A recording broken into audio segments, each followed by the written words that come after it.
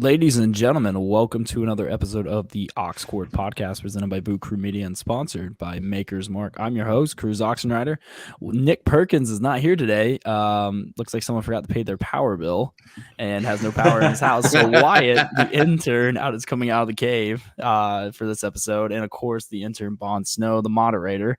Boys, our first show after our live show in Tuscaloosa. That being said, definitely want to give a huge shout out to Christopher Mobley and Innisfree and Matt Hereford, Hunter Johnson, and everyone who came out for the live show at Innisfree. It was so much fun. It was great seeing everyone. It was great talking football and just hanging out and drinking and just it was just a lot of fun. And we had a blast, and we can't wait to hopefully do it again. Yeah, I thought it was great. I thought it went very smoothly, considering that it was our first time doing it. So I actually did. I was nervous. I was nervous. The only thing was we had to have Snead turn the TV down a little bit, but after we figured out our mics, it was not an issue at all. Yeah, no. A huge shout out to Nick Snead, basically king of Innisfree. He is the GOAT. Honestly, so we'll touch a little bit on what happened. So obviously, like A&M, Bama, huge game, amazing finish towards the end. Bama gets away with the win. Jalen Milroe, he had flashes in his moments, but like he didn't play nearly as well as he did against Arkansas, and which was really surprising to me having a full week of practice. But I will say we got the job done. We did enough to win, but obviously we have to start with the matchup this week. Everyone's calling it the game of the year. Bama traveling to Knoxville to play undefeated Tennessee. Bama a 7-point favorite. Over under is 65.5. This right here going into the year, this was the game I was the most nervous about. I knew Tennessee would have a really good offense. I knew they would have some weapons, but I didn't think they would be this explosive, like this early on. I thought it would take them a little bit to find their footing, but no, they have arrived. They just beat down LSU in Baton Rouge. They got the monkey off their back, beating Florida. They beat a Pitt team in overtime without Slovis playing, but they have won every game on their schedule. That's all you can ask for. All you can ask for them to do. Bama, other way around, they have now played 3 tough games so far in their 6-game stretch, or 5 games, basically being Texas, Arkansas, and then last week with A&M, which a lot of those games. The Arkansas game, it was kind of weird. It got close, but it never really felt close, even after Bryce went down. Jalen came in, did his thing, and then Arkansas went on this crazy streak, and then we went back up by 20 points. But this game has just everything. It has a top offense in the country versus a top 10 defense in the country. Bama also has a top offense in the country as well. I've been told Bryce Young is going to play. I've been told by like a very credible source who works for a major sports network that Bryce Young is playing. And he's going to be fine. They don't believe he's 100%, but he is good enough to go. He was good enough to go last week if it really needed to be. Apparently the report was Bryce wanted to come into the game in the fourth quarter. I know they got leaked out after the game. Bryce did want to come in. I think he's ready to go this week. Tyler Harrell is back. We're going to see him really get some reps in this week. The speedy transfer out of Louisville. We've been saying that for 2 weeks, though. Yeah, I know, but I've seen the pictures. I've seen the pictures in practice, and so he's dressing on the sidelines too. I saw him on the sidelines last week. A lot taller than I thought he was, but he is gonna be someone like we're gonna need, because the thing is, we need someone to take the top off the defense. Yeah, and I was really hoping to see Isaiah Bond and Kobe Prentice step up last week, and we didn't really get that. And I'm curious to see with Bryce being back, having that chemistry and rhythm with him, if that's going to be a bigger factor. I do want to see a little bit more of Gibbs. I mean, we're the last couple of weeks we have Jahmyr Gibbs has arrived. He is here. He is Bama's back. He ripped off some big runs against Arkansas, and then he ripped off some big plays last week. I think it's feeding him. Tennessee has statistically a good run defense, but those numbers are very skewed. They get torched so over the top very often that no one runs against them. Why would you run against someone where you're getting 12, 15 yards of completion? So I think that we're going to be very balanced. I think it's going to be a really hard fought game. I think this game is going to be a barn burner. I'm taking the over at 65.5. I think it'd be dumb not to. But I do think Bama covers. I think this game is going to get a little bit too bright for Tennessee. I have Bama winning 45-28.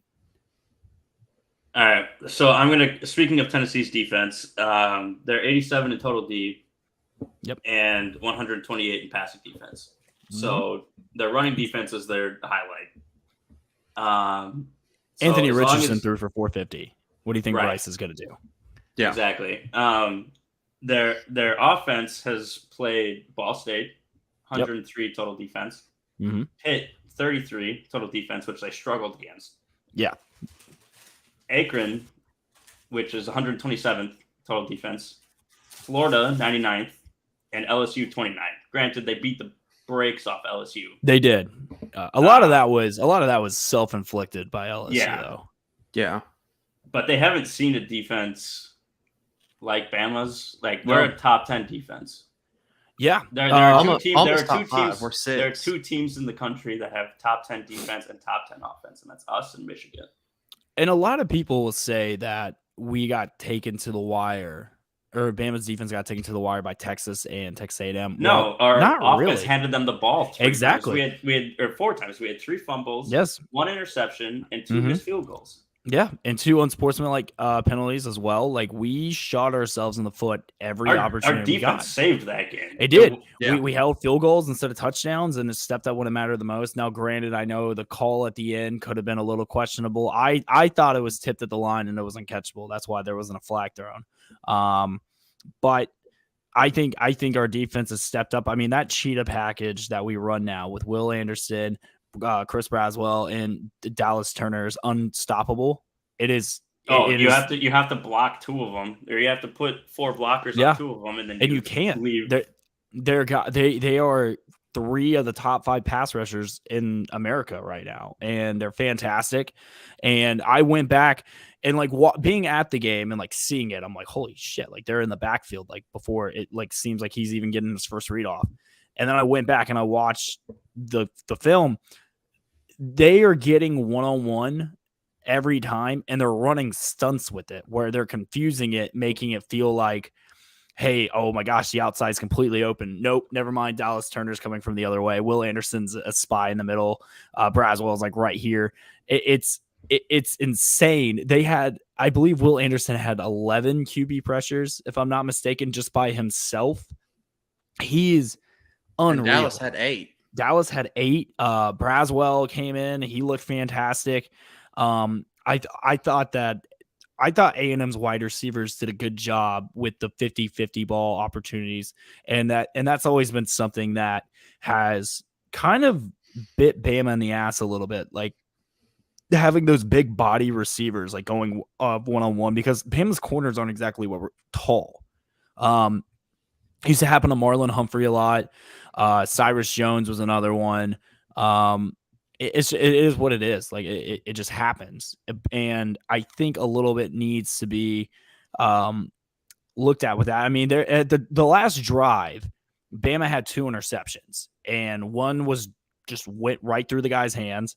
The other one was a flag in the end zone, which, I mean, very frustrating, but that would have ended the game. But I think Bama's defense is better than people think. I think right now our offense has not hit its stride, and that's making people assume that, hey, our entire team is not what it looks like. But I honestly think the Bama defense has been honestly one of the bright spots of this team. And I know we give Pete Golding a lot of shit on Twitter and on the internet, but it's all joke. It's all fun and games. Like, he has been fantastic calling plays. I expect them to have a good defense. It's unrealistic to think Tennessee won't get some big plays. They're just too good of an offense. I think they're too explosive. And I will say I think Hendon Hooker will put up at least. I'll say Hendon gets 300. I really do, especially if Tillman plays and Brew McCoy is a big body guy. He's like a Mike Evans type where he'll get his 50-50 balls. But I think Hendon Hooker will get 350. But I also think he's going to throw his first interceptions of the season. I think that's going to happen. And I don't expect Tennessee to be able to run the ball. I think that's going to basically tie Tennessee with one hand behind its back because they've been able to throw on them and then open it up with play action and running it. That's what they did at LSU last week. So I'm excited for this game. I think it's going to be a fantastic atmosphere. I expect a sold out crowd. Hardly any red in the crowd. Maybe like a tiny little speck if we're lucky. Tickets are going for like $400 for nosebleeds right now. Oh, I looked the flights. It is $1,200 to get from New York City to Knoxville, Tennessee. $1,200. Granted, Knoxville isn't a very big airport. Well, no, I mean, I don't know. Like, Nashville isn't exactly close, and neither is Chattanooga. So it's like I get there, and then I got to rent a car, and then I got to find a hotel, and then I got to pay for a ticket. I was like, that's like a $2,000 trip. I don't want to do that. Yeah. I just left like my dignity and my soul in Tuscaloosa last weekend. I'm too old for this. Like, I finally have a break from the quote unquote cruise tour. So. For a little bit, and then I'll be in Baton Rouge for Bama LSU at the first week in November. It's gonna be fun. Vaughn, you should come. Be a fun time. Oh, or I have a bachelor party that weekend. I told you. Oh yeah, that's right. That's weird. Yeah, I'm sorry. Like people, like I mean, it's just like people who are getting married during football season. It's just like so. Just oh no, their weddings in May. Well, even their bachelor party. I mean, yeah, like have your bachelor party and your weddings like not during football season. It's just rude and inconsiderate. All right, what are your predictions for this game? I'm not say anything. On that one. Sorry, Wyatt. No offense. I have 2 units on us covering. I threw that in as soon as you told us that Bryce was playing. Before that gets like officially announced, and that line changes because that line is going to change. I think we cover by at least 10. Over definitely hits. This is going to be a shootout. Our defense is going to get gassed in the 3rd and 4th, and Tennessee is going to bring it back just like Arkansas did. Our running backs are like our Chase McClellins, our 3rd-string running backs have been making some mistakes protecting the ball, so I think we give up a couple turnovers there. No, I think Gibbs I think we just give Gibbs the majority of the carries. Like he's been the most consistent thing. Like 70% of the snap count. That would be ideal. Yeah. But I think some of our offensive players are going to give Tennessee a chance to come back in this game, so they keep it close at the end. I still think we cover in the overhits. Boom. All right, Wyatt, man in the cave. I don't hate that prediction. I think. If you go back and watch the start of the Arkansas game, you see Bryce, Bond, and Kobe were cooking. They were starting to cook a good bit there. Bond had killed his man over the top deep. If Bryce puts it on the money, it's 14-0 right out the gate, pretty much. Kobe hits that slant. He looks like Devontae Smith out there. Yep. I think you start to see Arkansas you started to see the offense gel, and then of course Bryce unfortunately goes out. I think the offense gets back to that. I think this is a big game for some of the young guys. Burton will get a couple red zone targets, but this is going to be an Isaiah Bond and Kobe Prentice game, I feel like. And then, of course, Jahmyr Gibbs is going to be Jahmyr Gibbs. That dude is going to will have the majority of our offense's all-purpose yards. Jahmyr Gibbs will. I don't hate that prediction. I think if Bryce not being 100%, I think a lot of checkdowns, a lot of screens, a lot of wheel routes by Tennessee's linebackers get burnt in coverage too. So I think that's just going to be our game plan regardless. It's going to be Gibbs will eat on option routes. Like he'll eat. Like no one's covering him unless they're going to. And there's right now one of Tennessee's like team captains and best defensive backs is most likely looking at being suspended for an event that happened last week. So they could be out there. One of their best offensive players. Our offensive line. Look, I know last week they got to Milroe. But I will say this, A&M actually has a good defensive line. They have athletes. They have guys who can get to the ball. And Milroe is one of those guys where, look, he likes to roll around the pocket. He kind of ran into a few sacks. Other than that, our offensive line has looked much improved from the Texas game. They look so much better running the football, opening up huge gaps, giving Bryce and Jalen time to throw. I don't believe this whole notion and rumor that we're going to see Ty Simpson. I think that is absolutely ridiculous, even if Jalen plays. And I think if in worst case scenario, Jalen is just like struggling out the bat. And I don't think I would rather stick with Jalen than put Ty, a true freshman who has no game experience and arguably the loudest crowd Tennessee has ever had since Peyton Manning or T. Martin back in the 90s. No, that is just asking to get eaten alive. So I think we're all on the same page. I think we all have Bama covering, and then we all have the over, correct? Yes. Yeah, I've got Bama by 11. Bama by 11. I saw just I'm now. by 14. So that's not bad. I saw just now star wide receiver Tillman is not expected to play for them. That's big. Yes, so, I saw that. And is there safety out? The one that got charged with? He's probably going to be out. Yeah, he's probably going to be suspended. That hasn't been announced yet. They're still looking at things. It wouldn't surprise me if they like only suspended him for a half. Just be like assholes about it. But we'll see. Well, what I saw is that they were suspending him next week when they play like ULL or something. Of course they would. Of course they would. Of course they would. All right, Bond, what is the next game we're going over? Michigan, Penn State. Michigan, Penn State, battle of in the undefeateds. In Ann Arbor, Michigan favored by 7 in the Big House, over under at 50. Another matchup of undefeateds, the second of 3. I think this game is going to be so boring. Like this game just screams like 17-10 for me. And I hate saying that.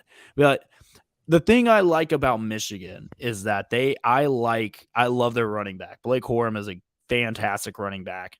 He kind of reminds me a little bit with like Arian Foster, like back with the Houston Texans. Like when I watch him play, he reminds me a little bit of that.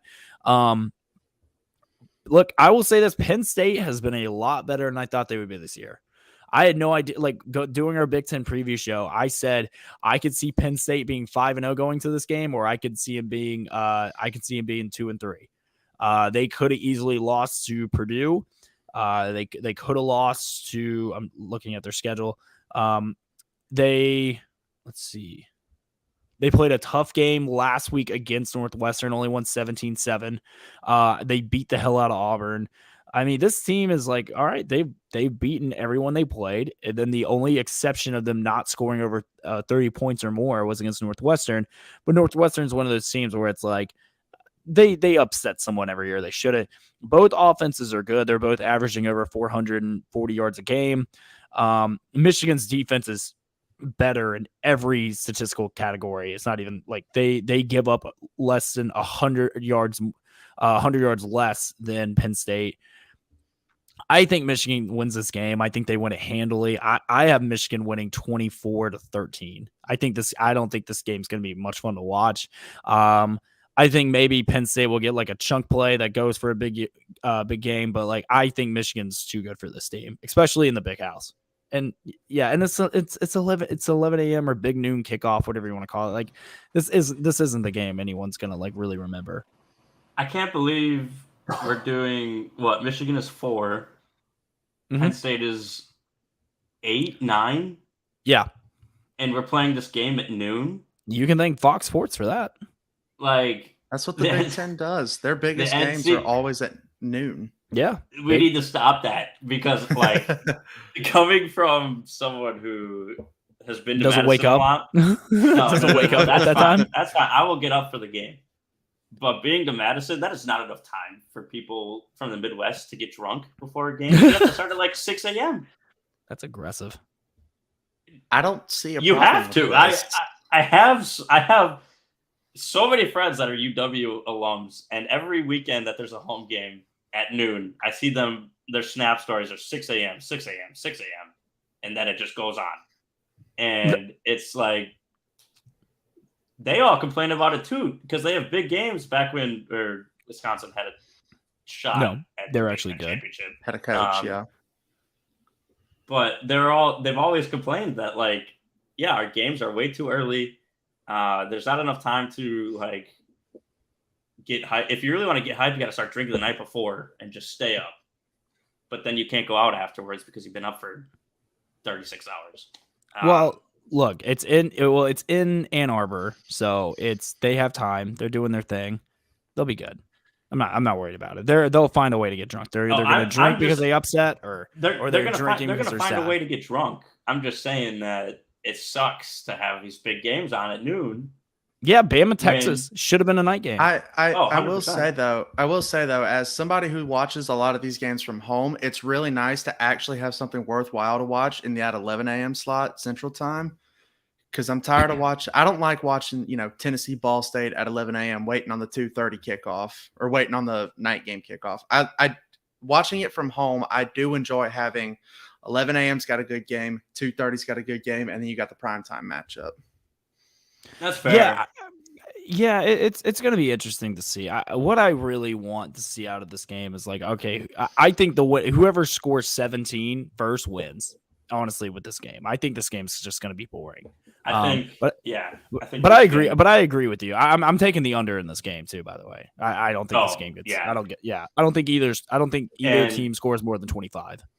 The only way that the over hits is if Michigan hangs like 5 tutties. I agree, and I don't think so because Penn State does have a decent defense, and Michigan really has not been tested at all this year. In their one game against a decent opponent, which is Maryland, they only won by a touchdown. Iowa is not been good this year. The one time I picked them to cover 10.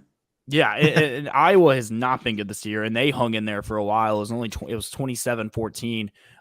They beat down Indiana last weekend. So I mean, we don't really know how good this Michigan team is on paper. That when everything we've seen, it's like, oh yeah, they're world beaters. And we can also say the exact same thing about Penn State. Like, what, you went in the Jordan Hare and you beat the hell out of a bad Auburn team, and then you barely escape Northwestern. Like, I don't know how good you are.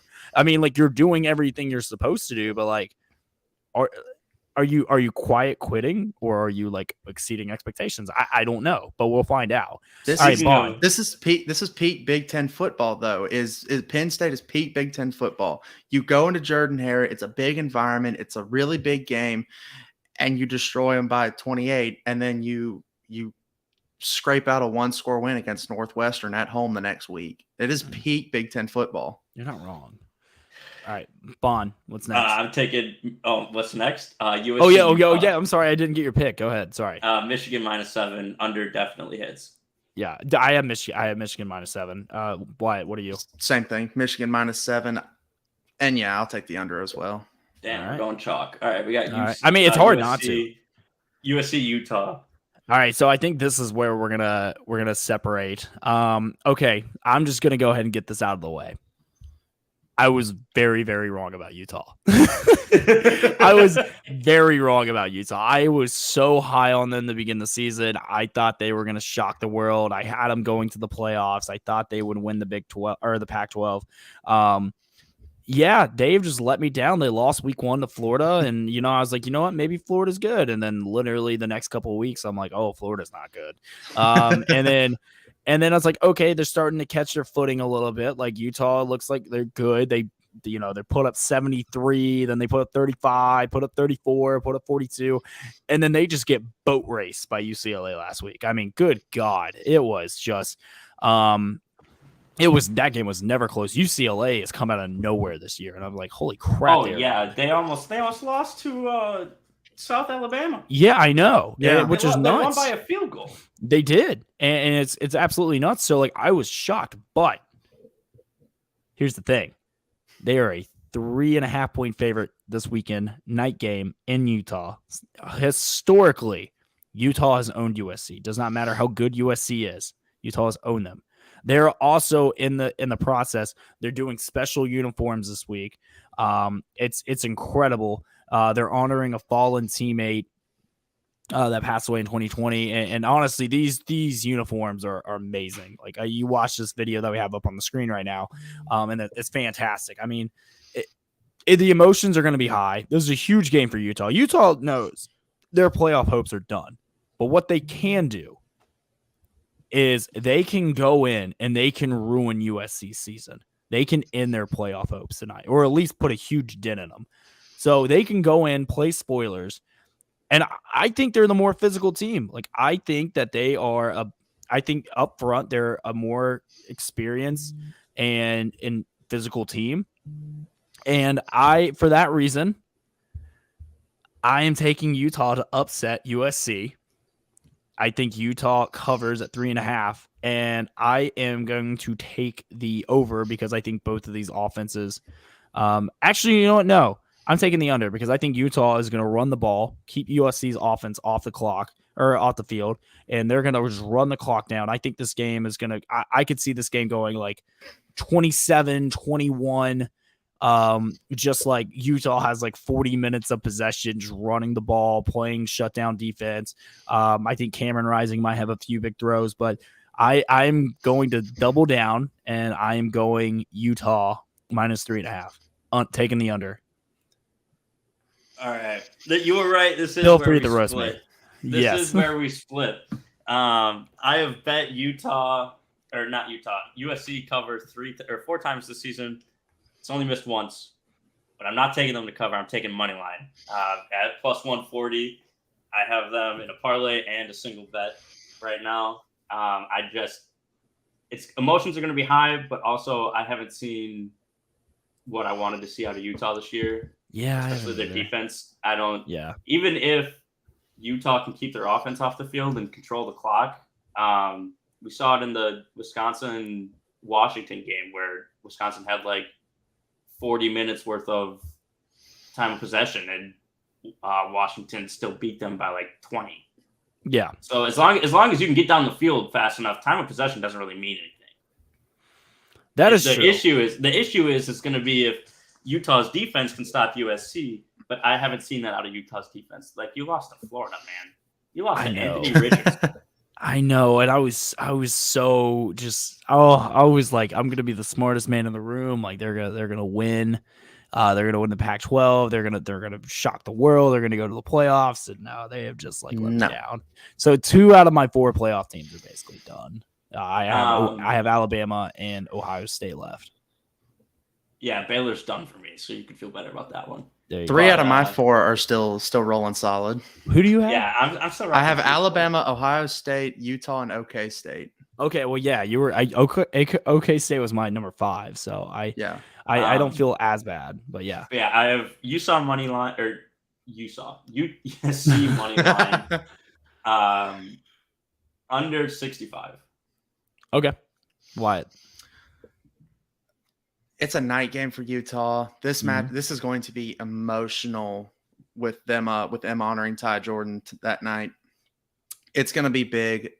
I think Utah plays spoiler here. Not going to take Utah to cover. I'll probably take USC +3.5. I will take the under. Okay. I will take the under just because same thing. USC's got a really good running back in Travis Dye. Came over from Oregon last year. I really like what they have on offense, but Utah actually has a defense for what the Pac-12 has, what the Pac-12 considers a defense. And so I think I'm going to take the under here, but I will take USC to cover, Utah to win. All right. Look at that. Little split action going on. I'm okay with that. All right. So that's where we split. All right. I think we have like 2 more games to go over before we head to the NFL. Bond, what's the next one? Miss State, Kentucky. Ooh, okay. So a battle of 2 of the best quarterbacks in the SEC. Will Rogers has been fantastic this year. Will Levis, Kentucky they have hit a brick wall that has been South Carolina, and last week shocked me. I was very just like, what the hell is happening? The last 2 weeks with Kentucky. I thought they had a legit shot of possibly competing for the East, but it's not looking that way. I mean, Ole Miss is one thing. Like, losing at Ole Miss is undefeated. Lost on the last second fumble. Nothing to hold your hat on. Getting beat down by South Carolina last week, that's something to hold your head down about. Like, that was bad. Mississippi State, though, ever since their loss to LSU in week 2, they have put up 45, 42, and 40. 2 of those against Texas A&M and Arkansas. they're legit. They do not run the ball with anything in the world. They run the ball for 106 yards a game. They throw for over 354 yards a game. Their defense gives up a lot of yards, but their offense gains more. I like Mississippi State in this game. I think Mississippi State's going to win this game. I think they cover. I am going to take the over, though, because I think Kentucky is going to get their numbers as well. But honestly, I like what I see from Mississippi State. I'm actually pretty nervous about Bama playing in Tuscaloosa next week. It's not in Starkville, but I hate those Cowbells. I think this game is going to be a good matchup, and I think Will Rogers is going to post some good numbers. He's making a case to go to New York right now. So, give me Mississippi State -4. Give me over 45 or 49. I already have money on Mississippi State -4. They're also in that parlay I posted. But I don't think Kentucky hangs in as much as you think they're going to. Will Levis has shown that he's not that dude. He's not. He's gone from being a early first round sneak to being probably a day late second, early third. Yeah. It's just unfortunate, but he's got the that's what happens when you put mayonnaise in your coffee. Yeah, that's weird. Yeah, eat bananas with the peel. That's just weird. I don't like any of that. And based on what I've seen from this Mississippi State offense and this Kentucky defense, I don't think that Kentucky has what it takes to stop this offense. I think Kentucky is going to have to control time of possession. Like you were saying, Utah's going to have to do USC, but it's not going to matter to Mississippi State. Mississippi State first half, lock. Whatever the line is. My book hasn't dropped it yet. But, whatever. If it's Mississippi State -4, the first half has to be like -3, -2.5. So that's a lock. Take that. I will be locking it in as soon as it drops. That is not my lock of the week, though. But yeah, Mississippi State, easy win for them, I think. It's going to look very good on the resume. Kentucky's seeing the midseason collapse that Kentucky has always seemed to have with their football program, which you hate to see because somebody's got to go into Georgia and try and knock that off. It's either going to be Kentucky, it's going to be Tennessee, it's certainly not going to be Florida. Nope. I will say this, and this is someone who has seen it multiple times. There's something about that Florida-Georgia game that it does not matter who has a better record or not. I have seen crazier upsets happen. So I am just going. It's a neutral site game. It's a weird game, and I've seen bad Florida and Georgia teams beat their opponent, and so that game I never bet on because it's just bad. I've seen just horrible games in that. So I will say this though, there was someone on the show that picked Kentucky to win the East, by the way. All right. Yep. You had to eat crow on Utah. I'm gonna eat crow on my Kentucky pick. Kentucky is not the team that I thought they were. I will say I made that pick before I found out that they suspended like 6 players for some off-season incidents. But regardless, those players did not help them at Ole Miss or against South Carolina. Kentucky is not good. They are not what I thought they were going to be. They're mid. They're mid. Yeah, they are Kentucky mid. And so Will Levis did not play last week. I don't think he would have helped. But I don't think so. I think South Carolina, they had that game. Mississippi State is a 59.8% favorite or probability to win in Lexington. I'm going to take Mississippi State to cover, and that during air raid offense, I'm taking the over too. All right. Well, boom. I think we're all on the same page about that. All right, Bon, what is our last game for the college slate? Last game of the college slate is Oklahoma State versus TCU. Ooh, the last undefeated matchup we have this weekend. All right, 3 undefeated matchups. I love second time this. in CFB history where that's sick. 3 matchups have gone in 5-0. That's awesome. So as everyone remembers, going into the Pac or not the Pac-12, the Big 12 title show, I was really big on Oklahoma State. I picked them to win the Big 12. I thought they were the best team in the Big 12. I'm sticking with them. I think they are top to bottom the best team that we've seen in the Big 12. I think TCU is a great story. They beat everyone's favorite team last week, Kansas. But I think Oklahoma State is just they're a better team. I think they have a better quarterback. I think they have a better coach. So yeah, give me Oklahoma State. Easy cover. I think they win by double digits.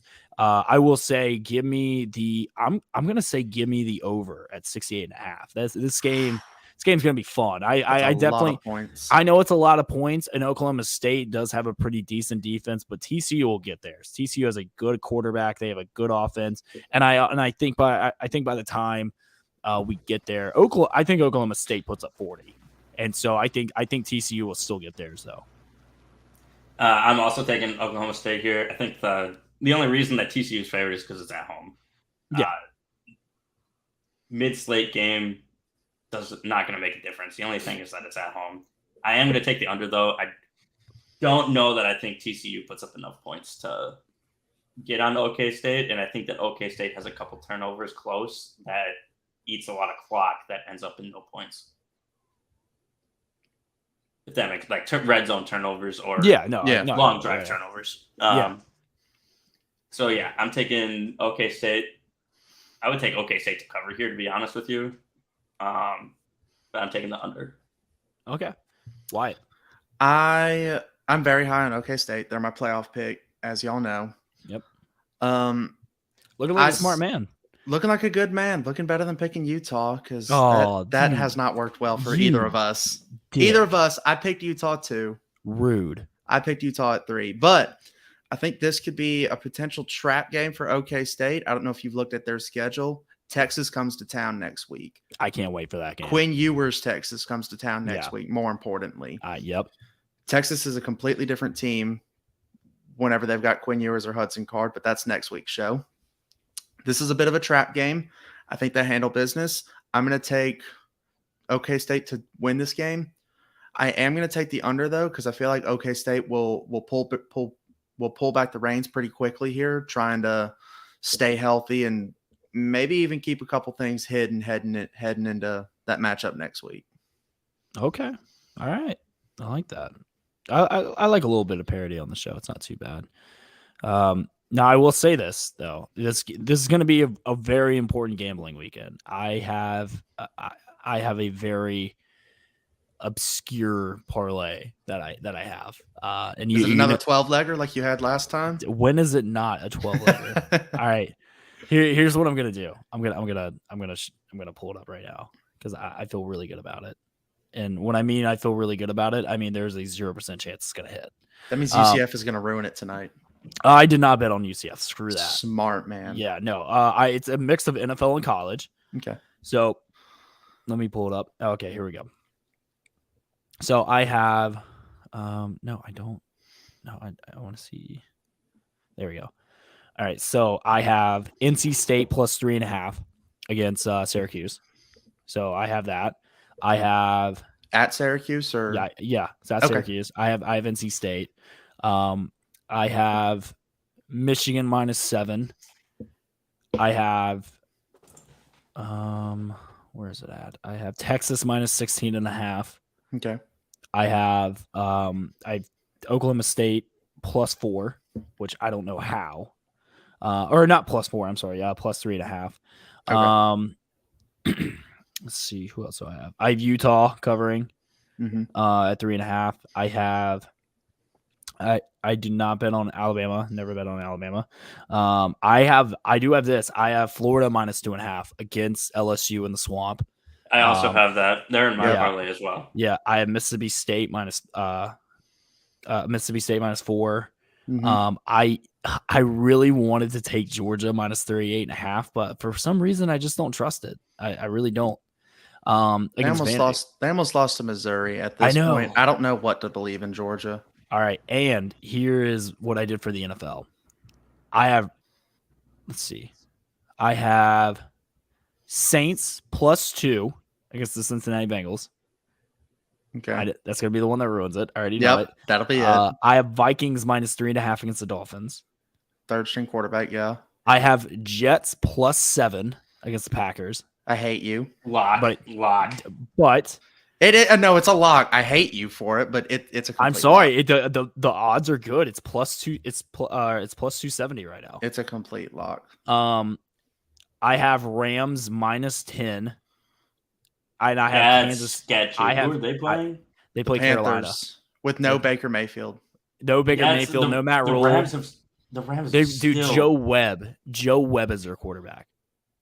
So knowing Matthew Stafford, they're getting upset this week. Oh my God! Don't say that. And then I have Kansas City +3 against the Bills. Oh no, and I have Philly -6.5.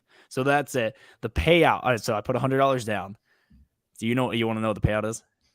Make me puke with how much this is. $92,000. Oh my God. $92,000. $800. Yeah, there's no way. There's no way that shit. If it hits, we're going to Vegas. Say less. I'm just if it hits, Cruz is buying us all national championship tickets when Bama goes. I mean, honestly, like it's in LA, so it actually might cost $96,000. It might actually. My parlay for this weekend is only a 4-legger and only college, but I've got Mississippi State -4, Clemson -3.5, which is my lock of the week. I have no idea how that line is -3.5 against an FSU team that lost to NC State's backup quarterback. USC +140 money line, and then Florida -2.5 against LSU in the Swamp. I think Florida's. I think they're gonna bounce back. I know LSU is. We know how games in the Swamp are 1-2. We know how night games in the Swamp are, and this LSU team just got embarrassed, beat down. Oh, it was bad. But you know what? We're doing this betting on is the DraftKings Sportsbook app. Download the DraftKings Sportsbook app today. Use promo code BOOT when you download the app. Make sure you put $5 down on any team and win $200 in free bets. That's insane. $5 to win, and you get $200 instantly when your team wins. That's promo code BOOT. Download the DraftKings Sportsbook app today, an official sponsor of the Oxford Podcast. All right, now, Bond, let's get into our NFL spread that we have this week, some interesting games, and then we will wrap things up. What's our first game on the docket? Jets-Packers. Jets-Packers. Okay, so I will let you two begin with this. So, like I said, I am taking the Jets to cover, but I am taking the Packers to win. I think this game is going to be a lot harder for your team than you guys think it will be. I like Breece Hall a lot. I think Breece Hall he's a stud. I think he has a legit shot to win Rookie of the Year, along with like Chris Olave and Drake London. Zach Wilson played a good game and his bounce back. I think the Jets look fun. Like they look like a fun team. You guys just went to London, lost to the Giants. Don't know what's up with that. Trust me, I know losing in London sucks. My team did it too. Hey, at least I didn't fly out there. Yeah. At least I got to fly out there. What are you talking about? Well, yeah, you would be saying differently if you paid for it. Fair enough. All right. But all right. Anyways, go ahead. This line is honestly a little too respectful to the Packers. I think teams have figured out that the only thing you need to do to beat us is run, play action, and throw the ball over the middle. That's all you need to do. Have a play action play with 3 routes going over the middle and 3 different levels and pick one. And you'll get 5 to 15 yards every time. Our offense is still working out kinks, and our defense just cannot put it together. Whew. All right. Wyatt. It hurts being a Packers fan right now. Yeah. It really, really hurts. I've never seen this level of mid from Green Bay outside of, the final 2 years of Mike McCarthy. And he was awful. But this line is honestly, I agree, Bon. It's a little too respectful to the Packers. We're not a great team right now. I think, like you said, offensively, we're trying to figure things out. I was looking at the depth chart today. Romeo Doubs is listed as the starting wide receiver now. So that campaign is still going strong. He leads the team still in yards, receptions, all that fun stuff. And so We just run the ball at this point. I really don't know what else to say to Green Bay other than run the damn football. And the defense, figured out, play aggressive. I don't care at this point. I'm fine with getting burnt over the top if we're playing aggressive is the thing. But to constantly be giving up 10 and 15-yard crossing routes, I don't get it. So I will take the Packers to win. I'm taking the Jets to cover, and I'll probably take the over here too. Oh, I'm taking the under here. I forgot about that one. You think it'll be the under? Yeah. We're at least good for, in a game like this, we're good for 21, which at this point, I think as long as the Jets beat us, if the Jets would beat us, you basically are covering right there. See, I think you win. I don't think you cover. I think this game screams Aaron Rodgers making a play at the last minute. This screams like 27-26. Aaron Rodgers hit, Robert Tonyan on a touchdown in the last second to win the game. Tonyan, Jesus. That's bad. All right. Yeah, I have the Packers. I have the under. And I have the Jets covering. All right. Bond, what's next? 49ers, Falcons. Our resident Falcons fan isn't here. Ooh. Man, I don't know how to feel about this Falcons team anymore, man. I don't either. They're sneaky. They're weird. They're bipolar. I gotta go San Fran though. I mean, they look, when they're on. Like, they are good. Like, it does not matter how mid Jimmy Garoppolo is. The rest of that team is good. Defensively, they're good. I just don't think Atlanta has enough playmakers to make this a game. I don't think Atlanta's defense is good enough I don't think AJ Terrell can stop Tebow Samuel for an entire game. Cordell go down too? Cordell Patterson's out for a very, very long time. If not this season. They just traded Deion Jones to the Browns. Like, I don't know. I don't think this game's close. I'm going Niners minus 5.5. I will go over though. I'll go over 44. I think Marcus Mariota is good for a garbage time touchdown or two. So yeah, give me 49ers with the points, and then give me the over. The Falcons are so mid that I legit had trouble finding a player to use for that graphic that I had not already used. I know it was them. Literally I was like, I've done Kyle Pitts, I've done Marcus Mariota. Could have done Grady Jarrett because he had the worst offense, or what is it? The worst, the second worst pass or roughing the passer call of the weekend. Yes, which is insane that it was only the second. Yeah, I don't understand what roughing the passer is at this point. It's like, what is a catch? But no, plain and simple, 49ers, Deebo Samuel, Jimmy Garoppolo's just got to get it to him, and he'll do the rest of the work. The defense for San Fran is just straight up nasty with Fred Warner in the middle and the other Bosa brother coming off the side there. I'm going to take 49ers points, and I will take the over as well, just because, like you said, Mariota and Drake London are good for something in garbage time. Yeah, exactly. Okay. All right. Next game, Bengals Saints. This is yours. Man, this game is going to be something else.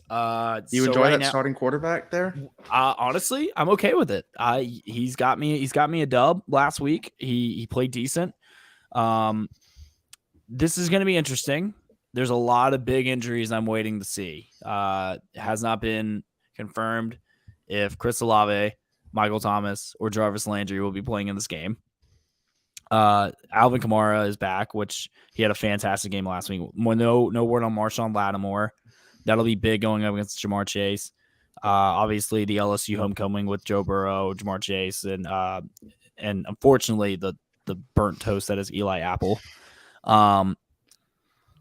It's hard to pick this game because there's so many undecided factors that haven't been announced yet, and it's rough. If Michael Thomas and Olave play, I feel good because I don't like the Bengals defense. But if Andy Dalton has to go out there with Marquez Callaway, Traquan Smith, Jawan Johnson, and Taysom Hill, and Alvin Kamara as your running back, I don't like that at all. That's not going to be fun. So you just run Taysom Hill again. It worked last week, honestly. Like that was the weirdest game that is the weirdest Saints game I've ever watched, and that's saying something. It was just back and forth with Seattle, like Geno Smith just throwing dimes in the back of the end zone, and Taysom Hill ripping off 6-yard runs, and it was just a weird game. Andy Dalton's the starting quarterback for the Saints. Nothing makes sense anymore. I'll say this: if Michael Thomas starts, if he plays, if you give me 2 out of the 3 other receivers, rather that be Michael Thomas, Chris Olave, Michael Thomas, Jarvis Landry, or vice versa, I say the Saints win because I think they do have enough defensively to stop Cincinnati because their offensive line is not good. They will not, like Joe Burrow will be on his back all day, like the entire day. And the Saints pass rush has come alive. We got to Geno Smith quite a bit in the last week. We got to Kirk Cousins the last couple of times. So I feel good about the sacks. And we're gonna have to get to him if Lattimore doesn't play. But if none of those guys go, it's hard not to pick the Bengals. Like it's just a smart choice, Vegas wise. I will say this: I will actually take the over at 43. I think both teams are gonna score. It doesn't matter who's playing a defense for us. They'll get theirs, we'll get ours. But yeah, it's tough. Like it's just hard to give an answer without knowing like who's actually playing right now. I know it's a cop-out answer, but it's true. Even still, you don't know who's playing. If Michael Thomas Bengals, starts, I'm taking it. I'm taking the Saints. The Bengals are 2-3. So are we. You didn't make the Super Bowl last year. That's fair, actually. That's a good point. You won a game without all of your starters. Yeah. The Bengals are 2-3 with everyone healthy. They said they fixed their offensive line problems. Burrow's still the most pressured QB in the league. That is true. They re-signed Eli Apple for whatever godforsaken reason. That's just mean. Like I don't. If you have Michael Thomas or Olave back, Olave is on pace to play. He actually he is in on the pace. third. He's on pace. He has no symptoms. He's in the third protocol. He should be good to go. He was limited at practice today, which is normally a good sign when it comes to this. He's stepped up with Michael Thomas being out. So if he plays, I feel good because Eli Apple can't cover Chris Olave. He can't cover anyone. Not. He can't cover anybody. Yeah. Have y'all seen the? There's video clips of Joe Mixon where they're in the gun, and whenever they're running a pass play, he lines up directly beside Burrow. If they're running a run play, he lines up a yard behind Burrow every time. Oh, I didn't see that one. I haven't seen that. I saw a video that said that showed when they're in a pass play, he's more hunched over. And then they audibled into a run play on the same exact snap. So he's hunched over, hands on his knees. And then they audible into the run play and he stands up. No, what I haven't seen that one. What I've seen is that if the original play calls a pass play, he lines up directly next to Burrow. They audible to a run, he takes half a step back every time. And then he lines up the exact same way based on the initial play call. If it's a run and they audible to a pass, he'll take half a step up to be in line with Burrow. And I don't know if that's just Joe Mixon subconsciously doing that or if he's being coached to do that, but that's stupid. Because if you see Mixon do that, or they could be playing the long game, start doing that all season, and then all of a sudden you have defenses start to crowd the box once Mixon lines up half a yard behind Burrow, and then throw it over the top. But you can't broadcast like that. That's bad. So what are you going? If y'all get one weapon back, I gotta go Saints +2. I don't know if y'all win, but I think that it's a very close game. All right, I'll take that. Wyatt? Knowing the information we have now with the idea that Chris Olave is the one of your starting 3 receivers that's going to play, I probably would take the Bengals here. Just if you only have one of those guys back, if you have 2 of them back, I'll lean Saints, but given the current information, I'll take the Bengals in the over. It would be the most cursed Saints thing ever if this was the week that Cincinnati figured out their offensive line. It would make the most sense, honestly. It would. This like the Saints are cursed already. It would just make the most sense. Yeah. That's why I'm sad. This is why he drinks. Yes. We got Bills. Oh, we're going Ravens Giants. Okay, Ravens Giants. Ravens -6. Line is at 45. Can someone please explain to me how the hell the Giants are this good? I don't know. Like, are they good? Like, are they? I don't know. I can't tell if they're good or not. They beat us in London. Yeah, but we're not good. I don't We're know. mid. We're mid. I don't know. I don't know. This Giants team confuses the hell out of me. Saquon Barkley is finally arrived, which is great because I've been. I mean, he arrived 2 years ago. He's back. Well, no, I mean, I don't think he arrived 2 years ago. I think he was an RB1 in fantasy like 2 years ago.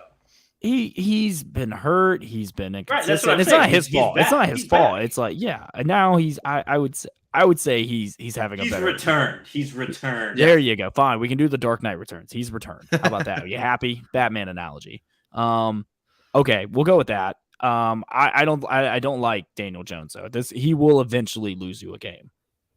He will do that for you.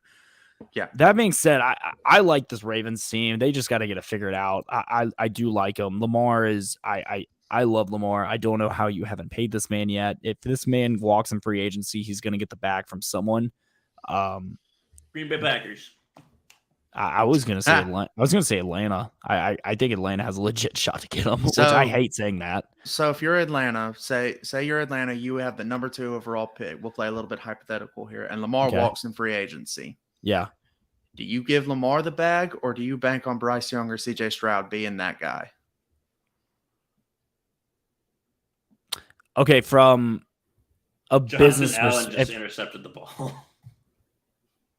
Not unrelated, but since we're a podcast. Wait, who did? Jonathan J. Allen. Did he really? Yes. I love that big guy.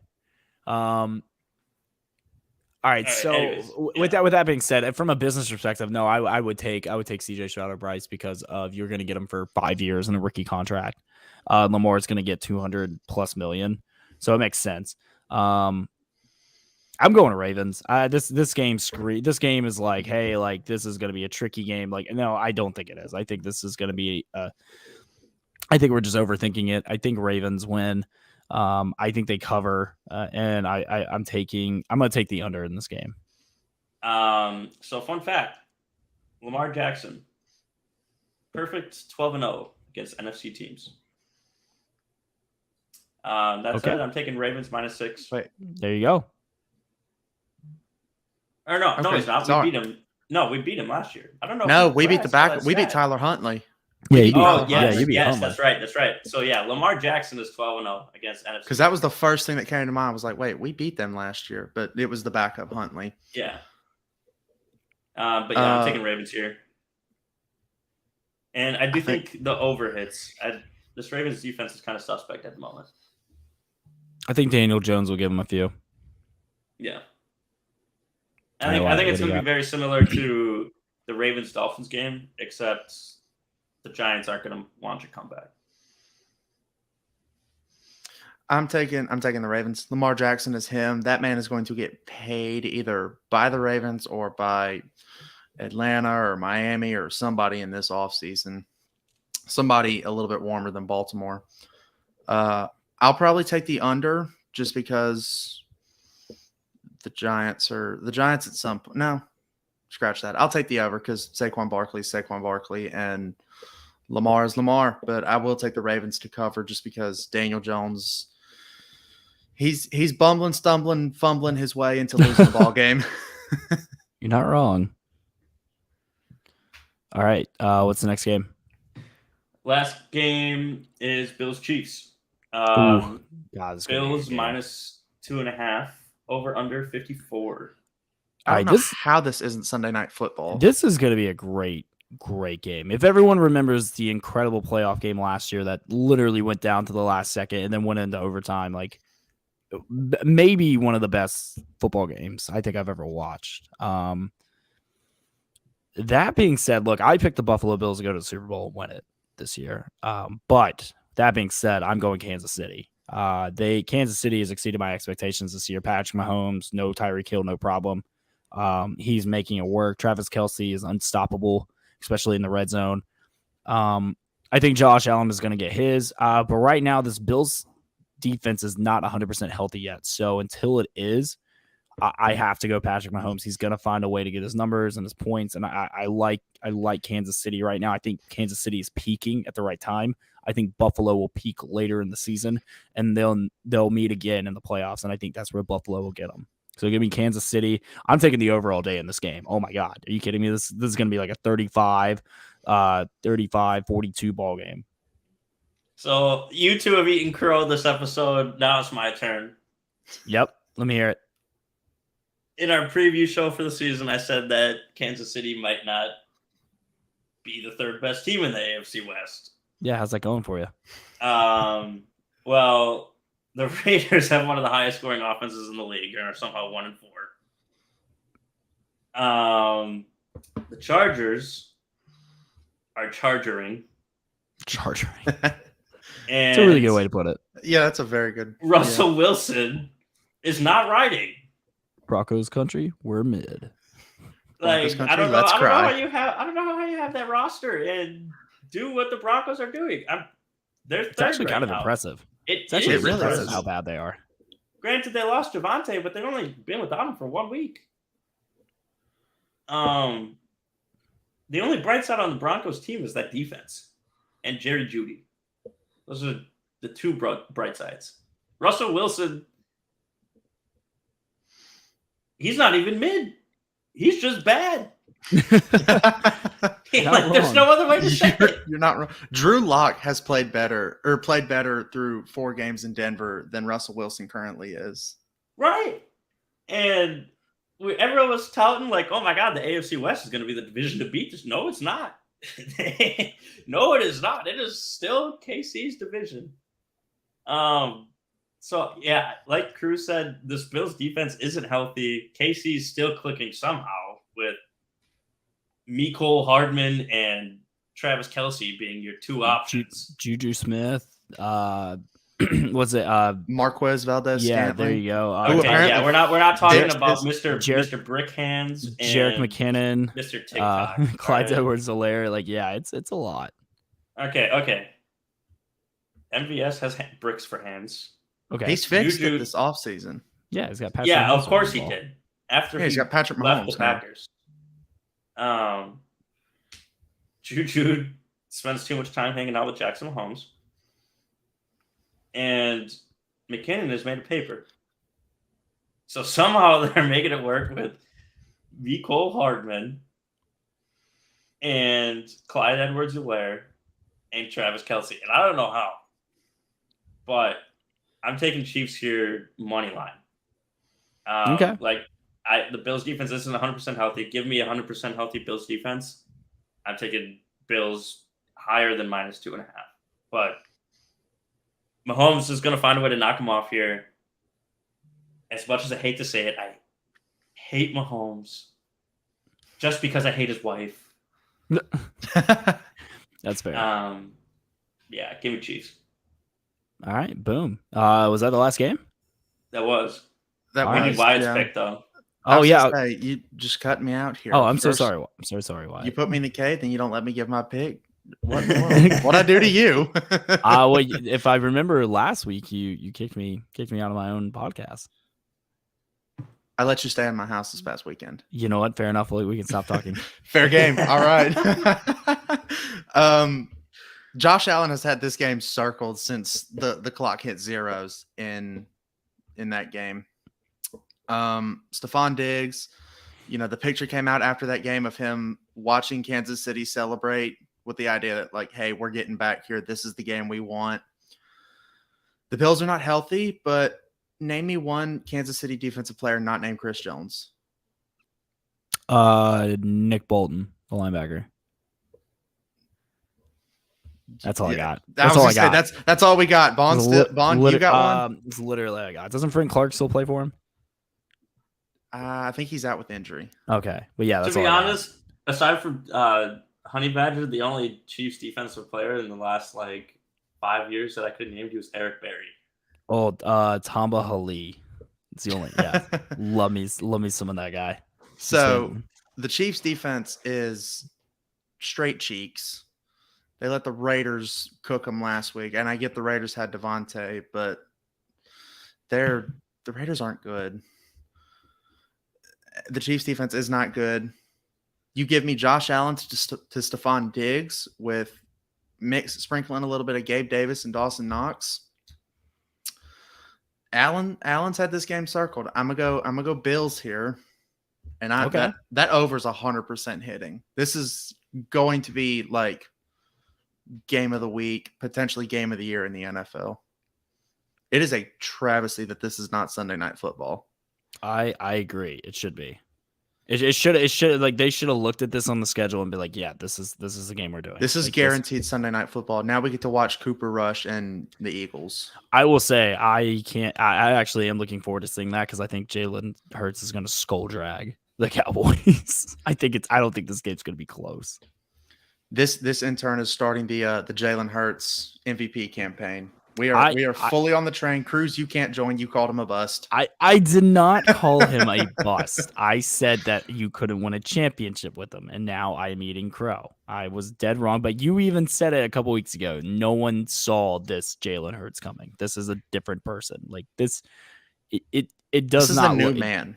If you took the jersey colors off two quarterbacks, and you're like, which one's Jalen Hurts from a year ago and which one's Jalen Hurts today, you would not be able to. It's insane. He's fantastic this year. I'm so happy for him. I really am. I'm proud that I was wrong about this because he's him right now. I think he is the MVP of the NFL. Oh, 100%. Yeah, but that's going to do it for us this week. Only one show this week. We were recovering from Tuscaloosa, so we'll be back full force next week. You can find me online at The Real Cruz Ox on Instagram, Twitter. Make sure you follow the Ox Corp, all social channels. And, of course, follow Boot Crew Media because they're awesome. You can follow me online at @BondSnow_. Want to give a shout-out to all of y'all that are following the TikTok. We are up to over 1,000 followers, so thank you. And continue to go follow us at Oxcord Podcast on TikTok. Boom. You guys follow me online at FultonW_. Follow at the Oxcord Pod on Twitter as well. And we'll even give a shout out to the man who apparently forgot to pay his power bill, N Perkins 96. Give him a follow on Twitter as well. We love to see it. All right. Well, we love you guys, and we will see you next week.